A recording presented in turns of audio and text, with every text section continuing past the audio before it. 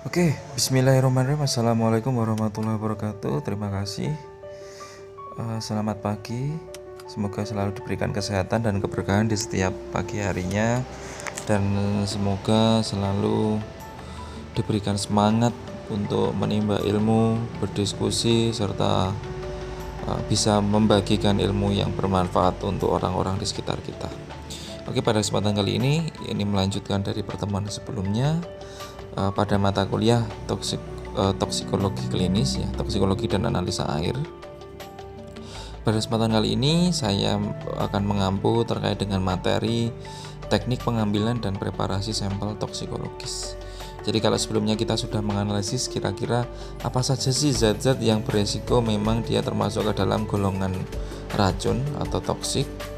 Lalu juga kita sudah membahas beberapa contoh racun yang ada pada lingkungan, terutama pertanian misalnya, pada kosmetik, pada obat, itu juga sudah kita bahas. Nah, pada kesempatan kali ini adalah kita akan membahas terkait dengan kira-kira tekniknya apa sih, pengambilan sampelnya itu seperti apa gitu, untuk preparasi sampel toksikologis itu. Nah, ini sebenarnya ada di buku ini ya, bukunya. Saya ingatkan lagi, ini nanti saya berikan dan bisa di-download ya. Buku ajar teknologi laboratorium medis toksikologi klinis yang dicetak pada tahun 2018. Nah, kemudian kita akan membahas, ini bukunya saya hanya akan menjelaskan yang ada di buku. Jadi sebenarnya kalian nanti membaca sendiri juga bisa gitu. Beberapa yang sudah saya utarakan atau saya sampaikan sebelumnya juga ada di sini, begitu.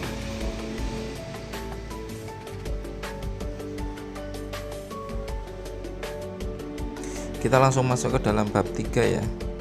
Bab 3 itu adalah atau topik ketiga tentang bab 3 itu tentang pengambilan sampel dan preparasi sampel toksikologis. Pendahuluan. Teknik pengambilan sampel dan penanganan sampel termasuk ke dalam tahap praanalitik, yang dimana akan menentukan valid nggak sih nanti hasil pemeriksaan dari laboratorium toksikologi. Nah, dalam bab ini Anda akan pelajari jenis-jenis sampel, cara penanganannya, dan teknik preparasi sampelnya, baik yang dia bahan biologis maupun non-biologis. Jenis-jenis sampel, terutama sampel biologis yang diambil dari dalam tubuh, berkaitan dengan mekanisme absorpsi, distribusi, dan eliminasi suatu xenobiotik. Sedangkan analit yang kemungkinan dapat terdeteksi pada sampel yang diperiksa didasari dengan pemahaman tentang biotransformasi xenobiotika. Oleh karena itu, untuk bisa lebih memahami bab ini, Anda harus sudah memahami bab 2, terutama bahasan toksikokinetika. Jadi ketika kalian ingin melakukan pengambilan sampel dan preparasi sampel, kalian harus sudah mengetahui dulu tentang toksikokinetika. Apa yang dimaksud dengan toksikokinetika adalah seperti yang saya jelaskan sebelumnya, bahwa ilmu yang mempelajari tentang bagaimana mekanisme atau nasibnya racun itu berada di dalam tubuh, sehingga kita bisa tepat dalam mengambil sampelnya, apakah mengambil bilasan lambung, apakah mengambil darah, apakah mengambil urin. Seperti itu ada ilmunya, yaitu kita harus memahami terkait dengan toksikokinetika.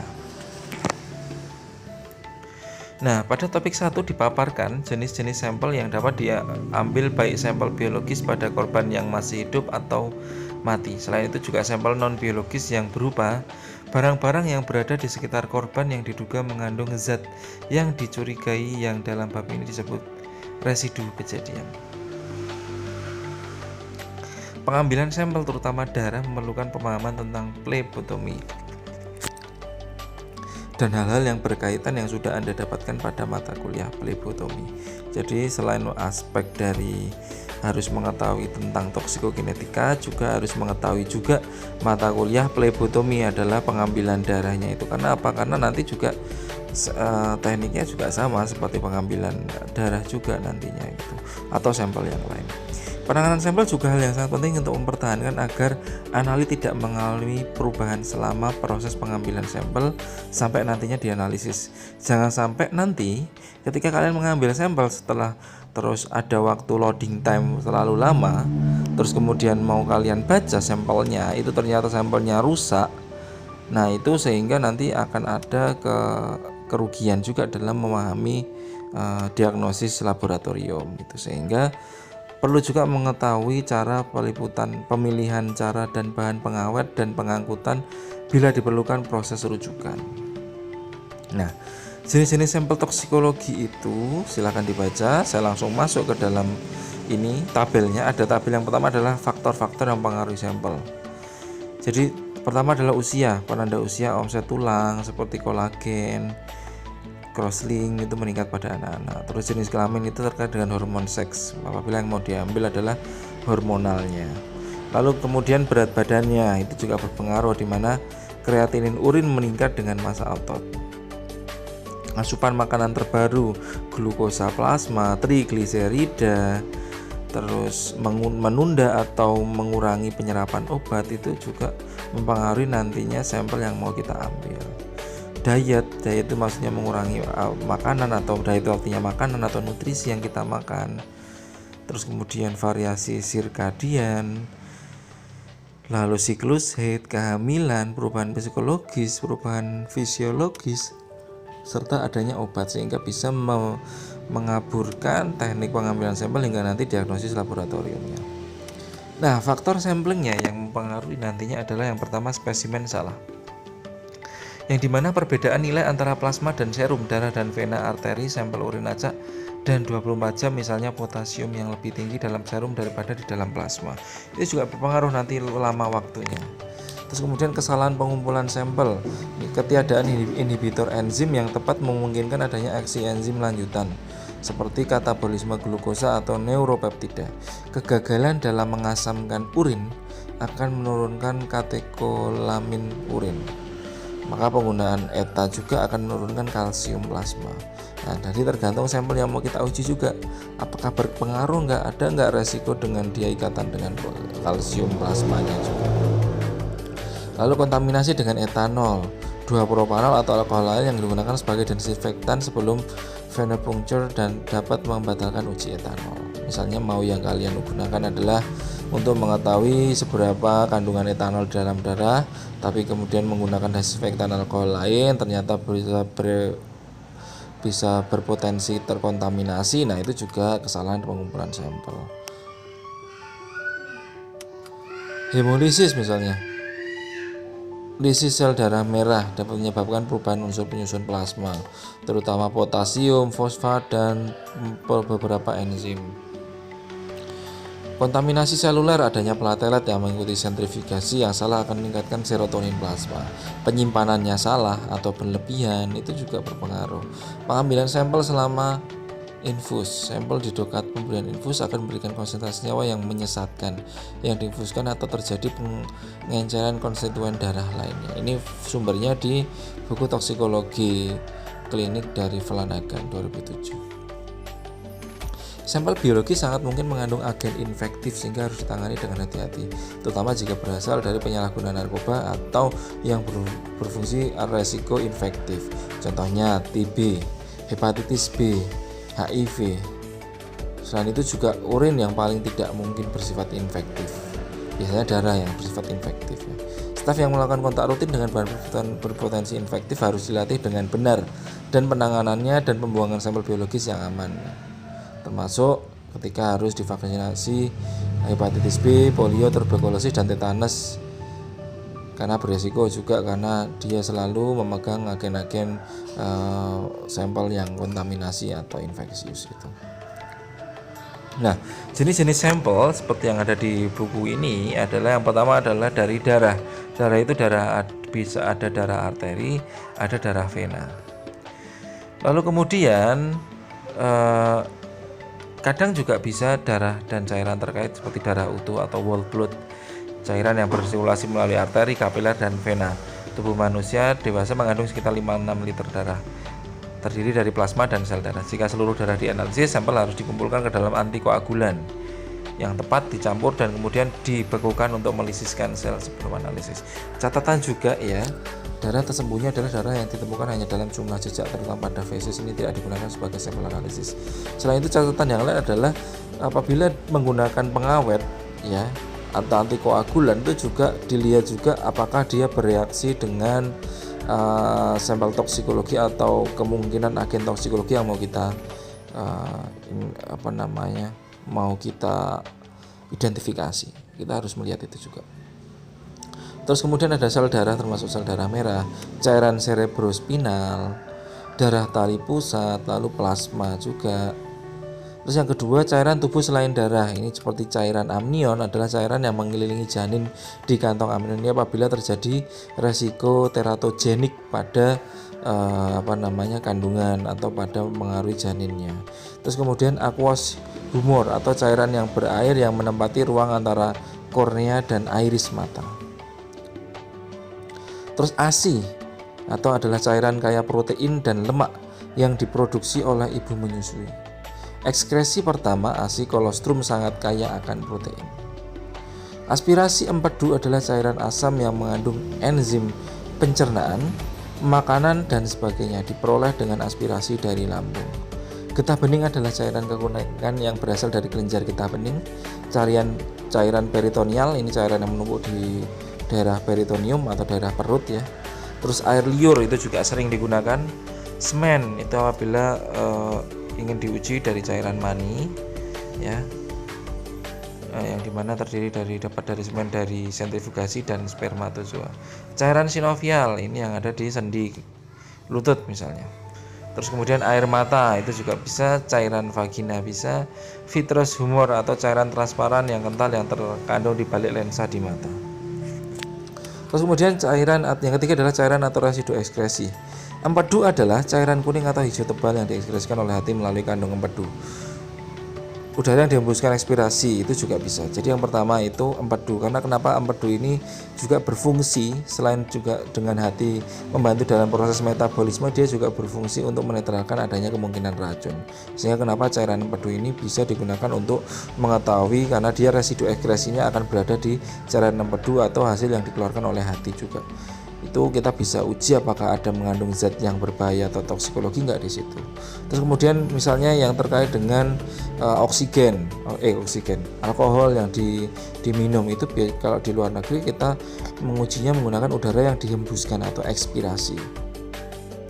Terus kemudian feses, keringat dan urin. Nah, ini yang penting, ini cairan residu ekskresi ini yang sering kita gunakan selain darah tentunya untuk uji pemeriksaan toksikologi. Sampel lainnya silakan bisa dibaca ya, seperti batu ginjal, atau kalkuli, lalu bronchoalveolar lavage atau BAL dengan mencuci bronkus atau alveoli dengan larutan yang tepat. Ada rambut. Makanya beberapa itu otopsi itu sering kita menggunakan untuk mengetahui apakah ada logam berat atau batu-batuan terlarang, menggunakan rambut pun bisa gitu. Lalu kemudian potongan kuku atau swab hidung ya, seperti yang baru-baru ini terkait dengan COVID ini kan kita menggunakan swab ya. Jadi dimasukkan dengan lidi yang panjang itu, atau ya bentuknya seperti lidi, ada kapasnya untuk mengambil cairan swab yang ada di tenggorokan. Lalu kemudian cairan oral adalah campuran air liur, cairan gingivial, crevikular, cairan antara gigi atau gusi. Terus kemudian sisa-sisa seluler, darah, lendir, partikel makanan dan bahan lain yang dikumpulkan dari mulut. Lalu isi perut dari aspirasi gastrik, cuci lambung, muntahan atau residu di perut saat otopsi. Spesimen jaringan ini apabila untuk yang sudah postmortem atau misalnya kematian, kita bisa mengambil misalnya dari janinnya atau bagian pembedahan yang lain atau hati, yang mungkin kita bisa mengecek apakah memang ada resiko kerusakan pada jaringan tersebut karena zat-zat toksikologi. Lalu serum darah dan plasma tentunya. Ini juga ya pengertian yang lain, ada urin, ada isi lambung, ada feses, ada jaringan. Nah, pedoman pengumpulan sampel toksikologi itu jenis-jenis sampel toksikologinya. Yang pertama adalah sampelnya bisa menggunakan darah. Kalau menggunakan darah itu kira-kira 10 mili butuhnya. dengan menggunakan tabung heparin litium atau tabung ETA. Lalu gunakan fluoride atau oksalat sebagai pengawetnya jika dicurigai etanol. Gunakan tabung plastik jika dicurigai paraquat. Gunakan tabung kaca atau plastik dengan headspace minimal jika dicurigai kalau ingin menguji karbon monoksida dalam darah, misalnya HbCO, hemoglobin karbon monoksida, atau senyawa volatil lainnya. Pada pemeriksaan postmortem, kumpulkan dari vena femoral atau vena perifer yang memastikan tidak ada kontaminasi. Masukkan ke dalam 2% natrium fluoride dan yang lainnya ke dalam tabung biasa. Jadi ada pengawetnya natrium fluoride. Untuk plasma atau serum membutuhkan 5 ml, urin sekitar 20-50 ml. Biasanya satu-satunya sampel yang diperlukan untuk penyalahgunaan obat terlarang menggunakan urin. Lalu natrium fluoride ini 2% harus ditambahkan jika etanol dicurigai dan di darah tidak tersedia. Nah, makanya ada kasus ya, beberapa misalnya supir dulu itu pernah dicek tes narkoba itu kan menggunakan urin, apalagi sudah ada rapid testnya yang untuk narkoba itu. Nah, vitamin ataupun yang ganja ataupun apa itu ada yang satu stick itu narkoba. Ternyata dicek itu, selain itu juga dicek di rapid kehamilan, ternyata loh kok positif, ada laki-laki. Ternyata dia minta ke tempatnya istrinya, urin istrinya diminta untuk diujikan. Nah, malah ketahuan kalau istrinya hamil seperti itu. Padahal seharusnya mungkin dia karena sudah mengkonsumsi obat-obatan terlarang sebelumnya, kemudian takut karena dites narkoba secara rapid test nanti keluar positif atau negatif. Itu sama, sampelnya menggunakan urin langsung pengujian saat itu juga. Lalu cairan lambung ini misalnya terkait dengan adanya agen toksikologi yang sifatnya infeksius seperti beberapa bakterial yang kemudian menyebabkan mual muntah atau diare. Itu kan sering juga terjadi, misalnya sifat keracunan di daerah mana karena nasi bungkus misalnya. Cairan mata itu juga bisa sebanyak-banyaknya ya dari kedua mata. Empedu 2 mili atau hati dapat menggantikan urin dalam pemeriksaan ini kalau pemeriksaannya postmortem. Lalu kemudian jaringan lain otak, hati, ginjal yang memungkinkan dan dicurigai kasus keracunannya untuk mengetahui seberapa parah jumlah agen toksikologinya itu bisa. Dan residu kejadian atau misalnya tadi makanan yang mengandung agen bakterial, ya makanan itu yang diuji gitu. Selain feses kita atau sampel dalam tubuh kita itu juga makanannya sebagai residu kejadian juga diambil. Nah, kelebihan dan kekurangan beberapa sampel ini harus kita pelajari juga ya, bahwa kalau ketika menggunakan darah, kelebihannya adalah deteksi senyawa induk, interpretasi data kuantitatif untuk darahnya, kelebihannya. Tapi kekurangannya volume terbatas, konsentrasinya rendah, obat-obatan tertentu dan beberapa racun lainnya. Catatannya, interpretasi hasil kuantitatif dari darah postmortem mungkin sulit dilakukan. Jadi kalau pada kasus postmortem menggunakan darah itu sulit. Sedangkan urin biasanya kita bisa mendapatkan kelebihannya, volumenya besar, konsentrasinya tinggi untuk banyak racun. Tapi tidak selalu tersedia data kuantitatif karena tidak terlalu berguna, hanya kebutuhannya adalah positif dan negatif saja. Sedangkan catatannya, sampel standar untuk penyalahgunaan obat terlarang untuk urin ini. Aspirasi lambung itu mungkin mengandung racun dalam jumlah besar terutama jika tertelan.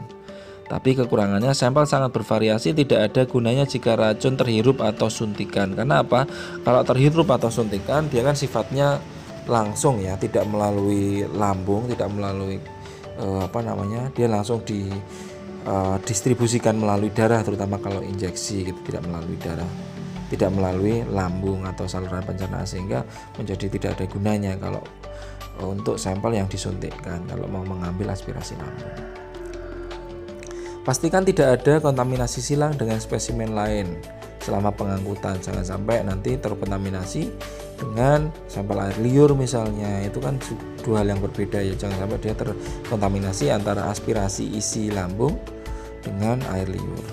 Lalu air liur kelebihannya adalah dia non-invasif. Yang dimaksudkan non-invasif itu karena ada beberapa sampel yang diambil itu rasanya sakit gitu. Seperti contohnya swab test itu kalau diambil itu beresiko adanya invasif atau melukai jaringan gitu. Nah, sedangkan kalau air liur kan tidak ya, non invasif. Lalu informasi kualitatif tentang paparan banyak obat itu melalui air liur bisa. Tetapi kekurangannya sampel variabel. Jelas sedikit gunanya untuk pemeriksaan kuantitatif karena konsentrasinya rendah. Kalau air liur nggak mungkin kita kadang-kadang berlebihan air liurnya pada kondisi terutama kalau kita tidak terjadi gejala infeksius, air liurnya biasanya tidak terlalu banyak. Catatannya, pola metabolit yang berbeda terhadap darah atau urin untuk banyak analit. Lalu kemudian jenis sampel yang lain adalah potongan rambut atau kuku. Biasanya tersedia bahkan jika sudah terjadi dekomposisi. Dibutuhkan metode dengan sensitivitas tinggi, hanya memberikan data paparan untuk hari atau minggu atau bulan sebelum kematian. Tapi catatannya adalah dia mudah disimpan. Udara ekspirasi ini terutama untuk kasus penyalahgunaan alkohol. Dia tidak invasif karena kita hanya membutuhkan udaranya yang dihembuskan dari mulut probandus atau pasien. Terus kemudian kekurangannya hanya pasien hidup, hanya untuk analit yang menguap. Jadi kan memang karena kan ada hentakan untuk dikeluarkan udaranya gitu ya. Catatannya terutama digunakan untuk menilai konsumsi atau alkohol.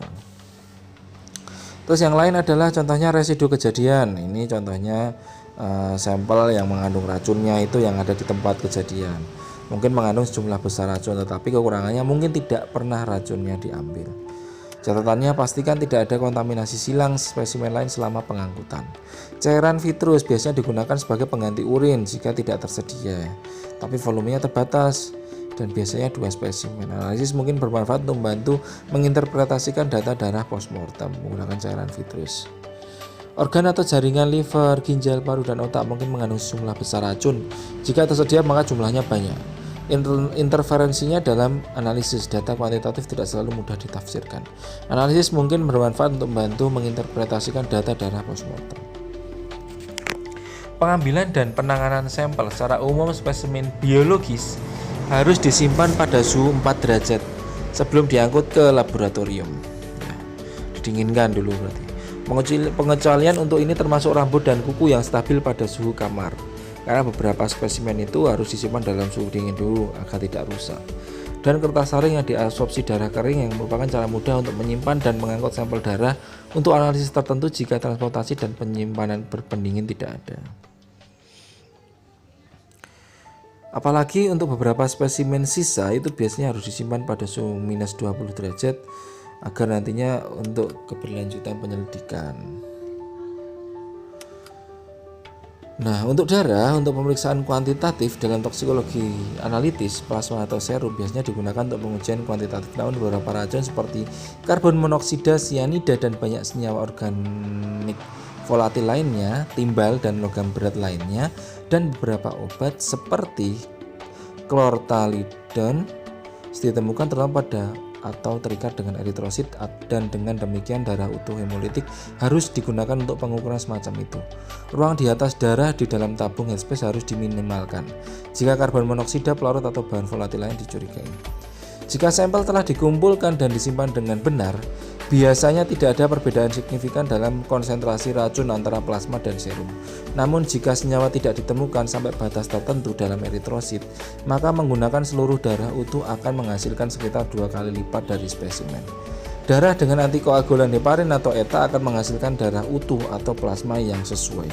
Obat-obat imunosupresif siklosporin, sirolimus, dan tacrolimus adalah kasus khusus karena distribusi antara plasma dan eritrosit. Untuk memaksimalkan keandalan pengukuran yang dilakukan pada darah postmortem, maka sampel disimpan pada suhu 4 derajat sebelum pemeriksaan. Dan juga menggunakan pengawet fluoride yang ditambahkan ke sebagian sampel darah atau sampel dari satu vena dan ke urin. Jika sampel cukup, ini harus dibagi antara tabung yang diawetkan dan yang tidak diawetkan dan diawetkan. Jika seluruh sampel harus diawetkan kecuali ada kemungkinan keracunan dengan fluoride atau senyawa yang menimbulkan fluoride in vivo seperti fluoroasetat. Di sini juga ada darah untuk analisis kuantitatif. Biasanya untuk darah postmortem dibutuhkan 20 mili. Ya, untuk analisis kualitatif harus diambil dari jantung atau vena cava inferior atau pembuluh darah besar lain yang mudah Tempat pengambilan sampel yang tepat harus dicatat pada tabung sampel. Darah harus bebas mengalir. Acuan pengambilan sampel darah dan urin pada tabel 3.5. Lalu ada urin, di mana urin berguna untuk uji penyaringan racun atau screening test biasanya, karena sering tersedia dalam volume besar dan mungkin memang mengandung konsentrasi obat atau racun lain yang lebih tinggi, karena ekskresinya dari ginjal itu akan dikeluarkan lebih banyak di urin. Dan biasanya keberadaan metabolit terkadang membantu identifikasi racun jika teknik kromatografi digunakan. Spesimen 50 ml dari orang dewasa dikumpulkan dalam wadah steril yang disegel. Cukup untuk sebagian besar tujuan. Tidak ada bahan pengawet yang harus ditambahkan. Sampel harus diperoleh segera setelah keracunan dicurigai, idealnya sebelum ada terapi obat yang dimulai. Namun beberapa obat seperti antidepresan menyebabkan retensi urin atau pengeluaran urin lebih banyak. Dan spesimen yang sangat awal mungkin mengandung sejumlah obat yang tidak signifikan. Sebaliknya, sedikit racun mungkin tertinggal dalam spesimen yang diambil berjam-jam atau berhari-hari setelah terpapar meski pasien mungkin sangat sakit. Seperti pada contohnya keracunan parastamol akut. Beberapa bakteri urin memiliki enzim yang mampu mengubah metabolit triptofan menjadi zat yang berinteraksi dengan plastik kantong wadah urin untuk menghasilkan indirubin atau merah dan nila biru yang memberikan warna ungu atau hitam yang intens. Itu catatannya. Lalu kemudian isi lambung, ada air liur juga. Nah, untuk alat pengumpul cairan liur itu biasanya menggunakan tabung pengumpul saliva seperti ini. Jadi ada centrifuge tube, ada untuk mengumpulkan salivanya dimasukkan ke situ, terus kemudian nanti di centrifuge, kemudian langsung bisa diuji untuk identifikasi zat toksikologi. Bisa juga menggunakan keringat. Kalau keringat ini seperti ini menggunakan bantalan pads atau bisa kayak seperti koyo ya. Jadi nanti keringat yang keluar itu akan ditampung di padsnya itu untuk kemudian dicek. Dan ini tindakannya sering juga digunakan karena dia non invasif, tidak menyebabkan kerusakan saat pengambilan sampel. Udara ekspirasi ini contohnya kalau untuk sampel yang untuk tadi contohnya alkohol atau etanol. Lalu cairan-cairan yang lain ini juga sudah dijelaskan, silahkan juga membaca ya secara runtut. Bisa juga menggunakan jaringan rambut ya. Protokol untuk pengumpulan rambut kepala untuk pengujian obat terlarang. Nih, ambil sampel rambut 100 sampai 200 rambut, ikat dengan benang katun di ujung akar, potong sampel sedekat mungkin ke kulit kepala, pastikan gunting sejajar dengan kulit kepala, pegang sampel, selaraskan ujung akar yang dipotong dari sampel dan tempatkan dengan hati-hati di atas potong aluminium foil dengan ujung akar yang dipotong sekitar 15 mikrometer di luar ujung foil. Tandai ujung akar foil dan lipat foil di sekitar rambut dan lipat erat agar tetap pada tempatnya. Lipat lagi setelah setengah memanjang. Ini seperti ini jadi nanti.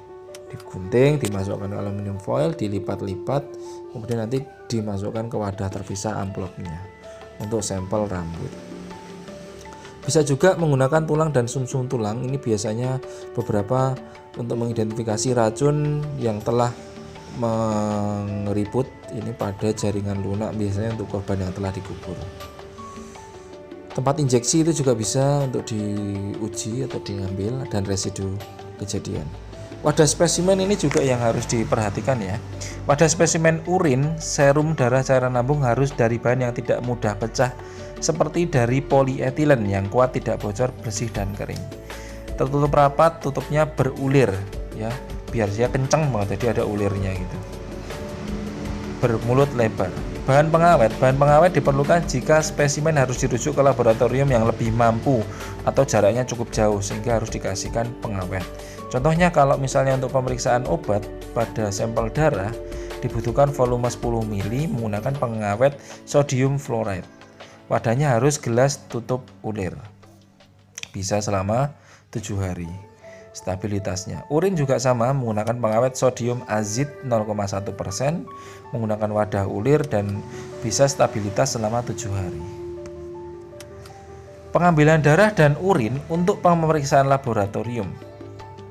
Dugaan penggunaan golongan opiat, ganja, golongan amfetamin, kokain, dan golongan benzodiazepin.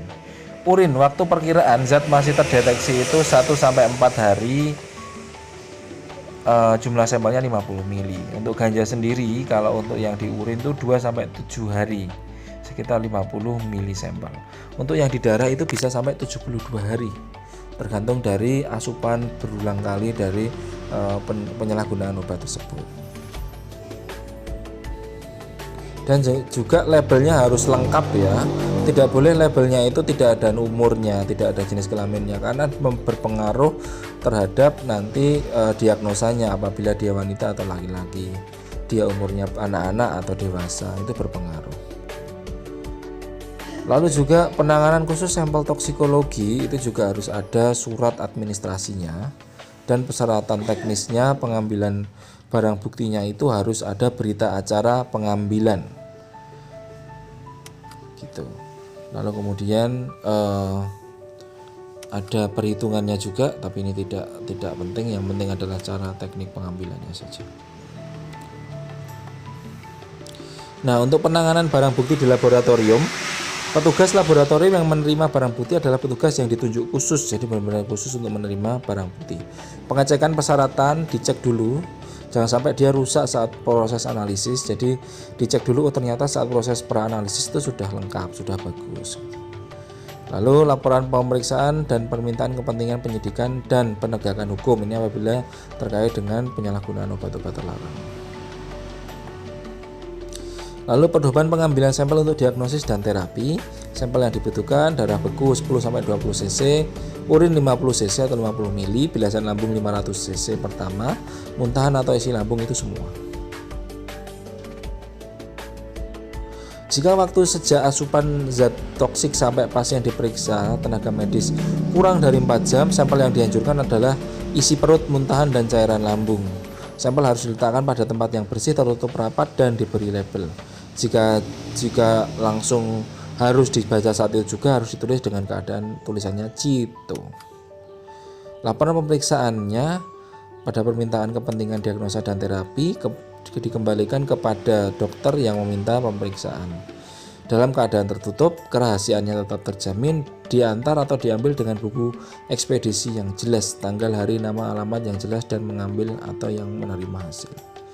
Nah, ini beberapa contoh latihan 5 soal, silakan dijawab sebagai bukti kehadiran.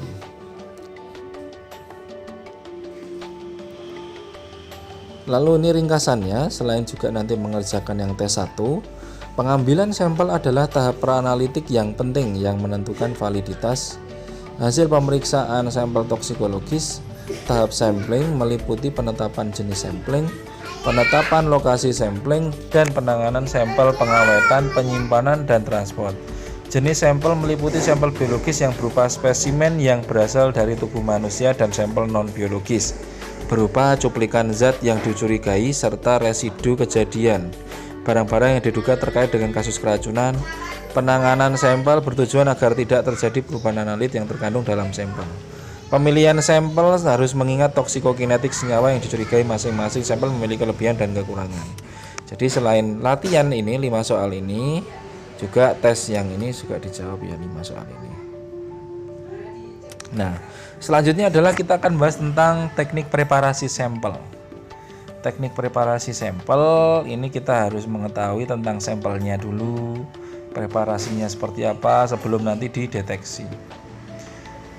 Metode persiapan sampel ada yang pertama presipitasi protein, yang kedua mikrodifusi. Mikrodifusi itu adalah bentuk pemurnian sampel yang bergantung pada pembebasan senyawa yang mudah menguap.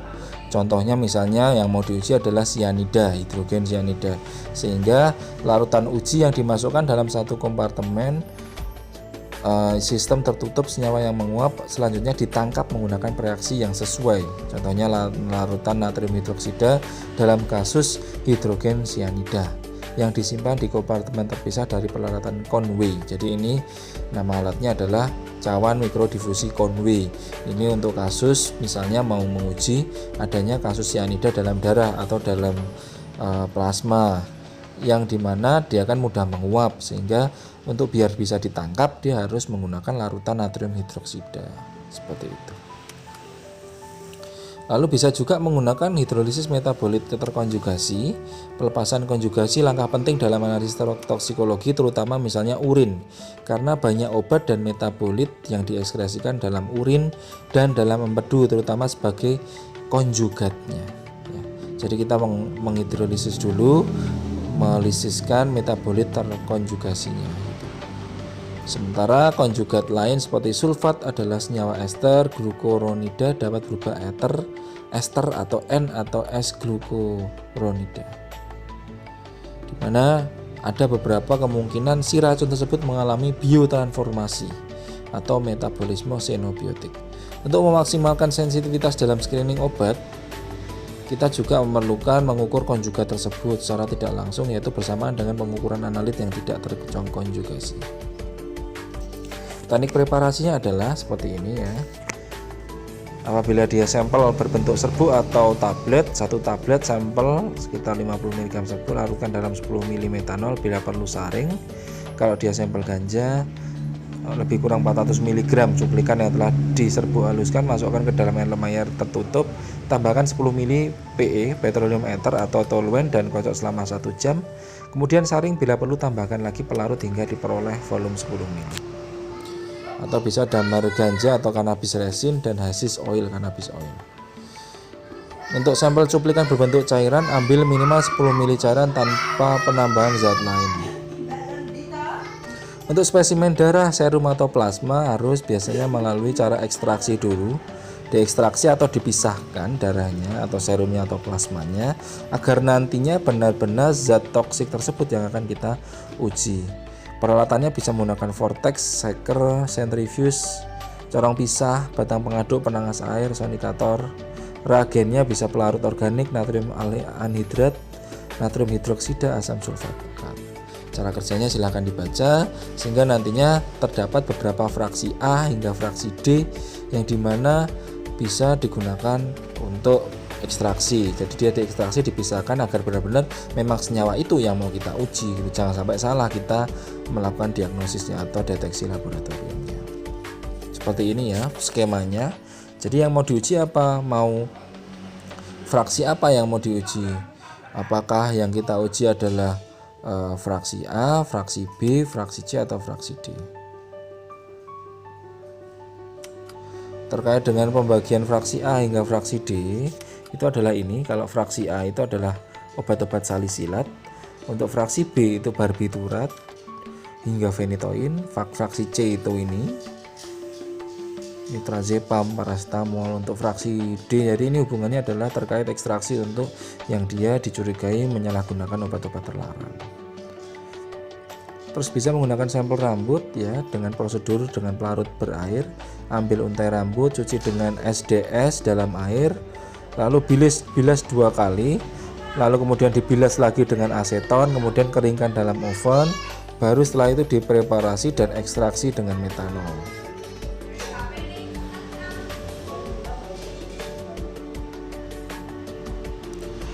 Nah, untuk latihannya,